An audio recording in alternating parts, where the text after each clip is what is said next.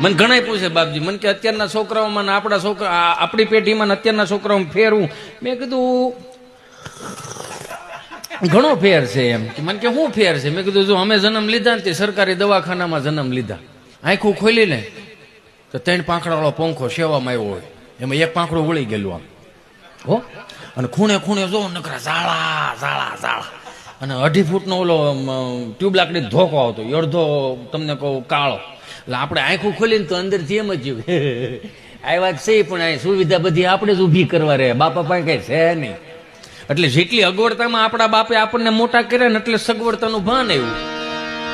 અગવડતામાં મોટા કર્યા એટલે સગવડતાનું ભાન આવ્યું. તો કે આજની પેઢી દવાખાનામાં જન્મ લે, વીઆઈપી દવાખાના, આંખું ખોલે એટલે એની આમ જો સેન્ટર 80 હો, સેન્ટર 80, 42 ઇંચનું ટીવી હો, અને હિસકાવા વાળા તમે ઘેરે રેવા નથી દીધા, ગમતા તો છે નહીં, તો ઇલેક્ટ્રોનિક ઘોડી આવી ગયા, મળું સાફ દબો ને એટલે આમ ખ્યાલ રાખે આમાં હો.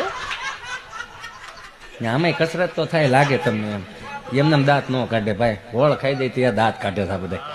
એમાં ઓલું 2 ઇંચનું ઠૂઠું આવ્યું, ઓલું પેન ડ્રાઈવ આમ ભરાવો એટલે પછી એમાં ગીત વાગી રાખે, ઉલુલુલુ લાઈ ગયો ને તારો બાપ ટાઈ ગયો. આમાં ન થાય બીજું શું થાય આમાં?